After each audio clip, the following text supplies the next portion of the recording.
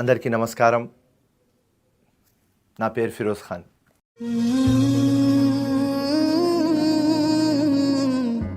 ఒక ఇంజనీర్కి పుట్టిన నజీర్ మొహమ్మద్ ఖాన్. మదర్ పేరు నఫీసా ఖాన్. హిమాయత్ నగర్లో పుట్టిన. లిటిల్ ఫ్లవర్ స్కూల్లో చదివిన. సెయింట్ మేరీస్ జూనియర్ కాలేజ్తో ఇంటర్ చేసిన. డిగ్రీ నిజాం కాలేజ్లో చేసిన, ప్రగతి కాలేజ్లో చేసిన. దాని తర్వాత భారత్ విద్యాలయ పూనాలో ఎంబీఏ డిస్కంటిన్యూ చేసిన. దాని తర్వాత సోషల్ వర్క్లో వచ్చిన. సోషల్ వర్క్లో గట్టిగా చిత్తశుద్ధితో ఒక 10 years హైదరాబాద్ ప్రజల కోసం పనిచేసిన. అప్పుడు చాలా మా ఫ్రెండ్స్ నాకు ఎవరు లైక్ చేస్తారు, వాళ్ళు అందరు నీలాగా ఒక వ్యక్తి, ఒక ప్రోగ్రెసివ్ ముస్లిం, నీలాగా అన్కండిషనల్గా మీరు పని చేస్తారు అండ్ హిందుస్థాన్, ఇండియా సుప్రీం అని చెప్తారు. మీరు రాజకీయంలో రావాలి అంటే రాజకీయ రంగ ప్రవేశం చేసిన. కాంగ్రెస్ పార్టీలో ఉన్న 2009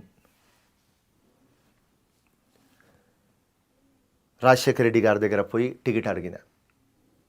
ఎంఐఎంతో కాంప్రమైజ్ అవుతుంది, నేను మీకు టికెట్ ఇయ్యను, నామినేటెడ్ పోస్ట్ ఇస్తా. లేదు సార్, నేను కంటెస్ట్ చేయాలి. చిరంజీవి దగ్గర పోయినా. ప్రజారాజ్యం అప్పుడు లాంచ్ అవుతుంది. చిరంజీవి గారు నాకు టికెట్ ఇచ్చినారు. ఫస్ట్ టైం ఎమ్మెల్యే కంటెస్ట్ చేసిన నాంపల్లిలో. 5000 ఓట్స్తో ఓడిపోయినా, సెకండ్ వచ్చిన. దాని తర్వాత చిరంజీవి రైట్ హ్యాండ్ లాగా రాత్రి పగలు చిరంజీవి గారితో పనిచేసిన. ప్రజారాజ్యంకి గ్రేటర్ హైదరాబాద్ ప్రెసిడెంట్ అయిన. దాని తర్వాత చిరంజీవి గారు ప్రజారాజ్యంకి కాంగ్రెస్లో విలీనం చేసేస్తున్నారు. 2014 తెలంగాణ, ఆంధ్రప్రదేశ్ సెపరేట్ అయిపోయినారు. అప్పుడు కాంగ్రెస్ పార్టీ ఎంఐఎంతో మళ్ళీ అలయన్స్ పెట్టుకున్నది, ఫ్రెండ్లీ పార్టీ అని. అప్పుడు కూడా మళ్ళీ ఎంఐఎం పార్టీ ఫిరోజ్ ఖాన్కి టికెట్ ఇవ్వవద్దు. చిరంజీవి గారు చాలా ట్రై చేస్తున్నారు, కానీ ఒక సీట్తో ఎందుకు మనకు, ఫిరోజ్ ఖాన్కి మళ్ళీ నామినేటెడ్ ఇద్దాం. అక్కడి నుంచి కేసీఆర్ గారి దగ్గర వచ్చిన. కేసీఆర్ గారు నాకు చాలా లైక్ చేస్తున్నారు. అరే, ఇట్లాంటి క్యాండిడేట్, ముస్లిం క్యాండిడేట్, ప్రోగ్రెసివ్, ఇంత పబ్లిక్కి హెల్ప్ చేసే క్యాండిడేట్, ఇంత ప్రజల కోసం ఇంత మంచి ఫీలింగ్ ఉన్న క్యాండిడేట్, నేను ఇస్తాను నీకు టికెట్, పో అన్నారు. సంతోషంతో ఇంటికి వచ్చిన. మళ్ళీ అసదుద్దీన్ వేసి వాళ్ళ ఎమ్మెల్యేస్ పోయి కూర్చొని ఫిరోజ్ ఖాన్కి ఇవ్వవద్దు టికెట్. ఎందుకు రా భయ్ ఇవ్వద్దు ఫిరోజ్ ఖాన్ అని కేసీఆర్ గారు అడిగినారు. సార్, వాడు పిచ్చి తిక్క, మేము కూడా హిమాయత్ నగర్లో పుట్టినాం, వాడు కూడా హిమాయత్ నగర్లో పుట్టినాడు, అన్నీ మా గురించి తెలుసు, వాడు ఈ నోటు ఆగదు, ఏదైనా చెప్పేస్తాడు సార్, మాకు వద్దు మాకు. సో అప్పుడు కేసీఆర్ కూడా ఎంఐఎంతో అలయన్స్. కేసీఆర్ గారు కూడా ఇవ్వలేదు టికెట్. మళ్ళీ సేమ్ రిపీట్ అవుతుంది స్టోరీ. మళ్ళీ నామినేటెడ్ పోస్ట్ ఇస్తా. నేను కేసీఆర్ గారికి చెప్పిన, సార్ మీరు ఎట్లా విప్లవం కోసం ఫైట్ చేసి విప్లవం తీసుకువచ్చినారు, అట్లనే నేను కూడా ఉన్నా సార్. నామినేటెడ్ పోస్ట్ తీసుకుంటే ప్రజలకి మేలు కాదు సార్. థ్యాంక్ యూ సార్, మళ్ళీ కలుస్తా. వచ్చేసిన.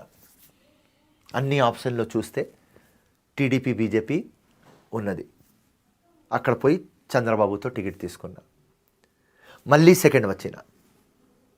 2016 అప్పుడు రాహుల్ గాంధీ సర్వే ఉన్నప్పుడు ఉత్తమ్ కుమార్ రెడ్డి గారు, రాహుల్ గాంధీ గారు ఢిల్లీ పిలిపించినారు.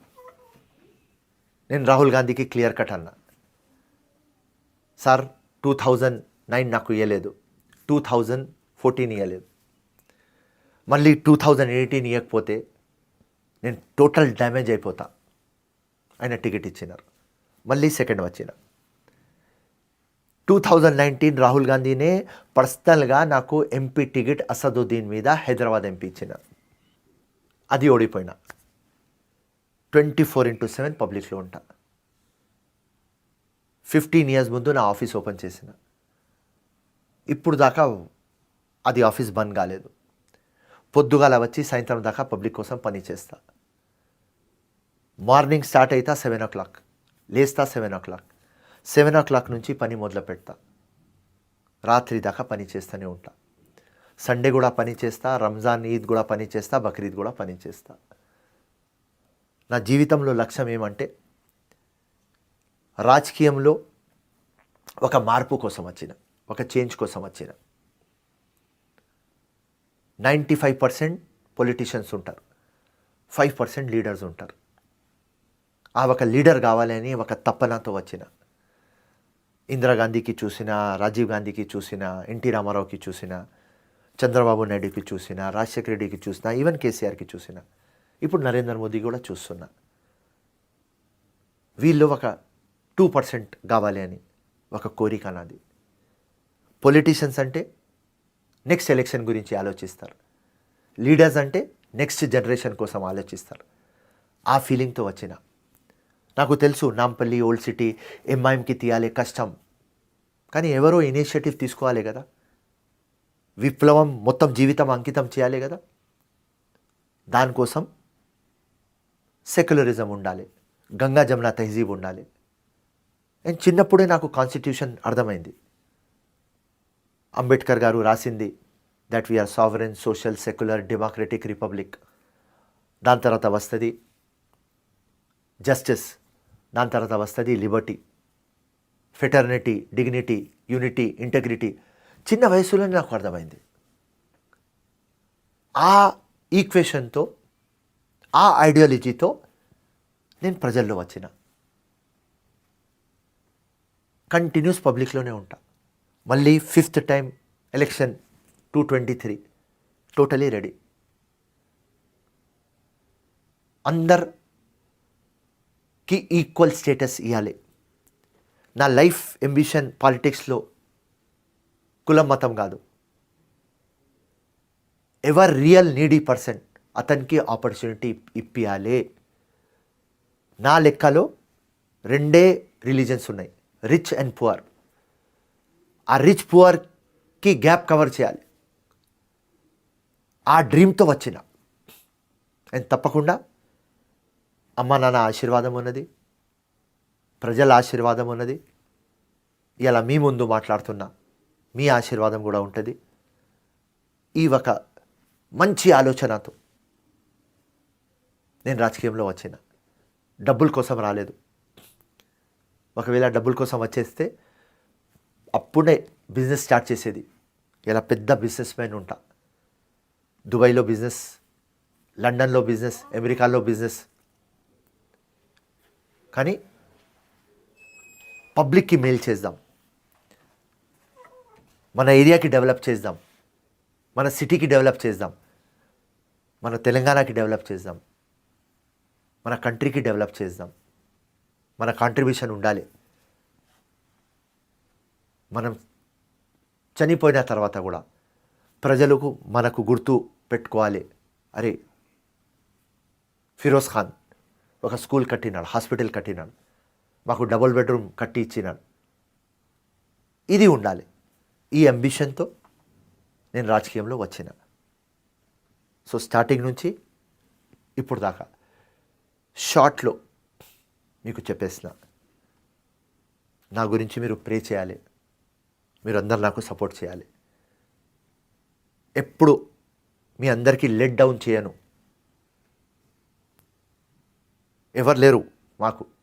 నాన్న లాస్ట్ ఇయర్ చనిపోయినారు, అమ్మ ఉన్నది, భార్య ఉన్నది.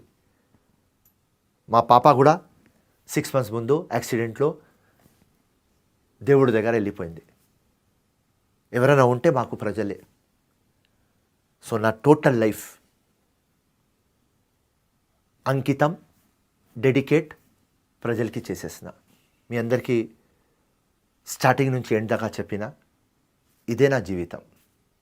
జై హింద్, జై కాంగ్రెస్.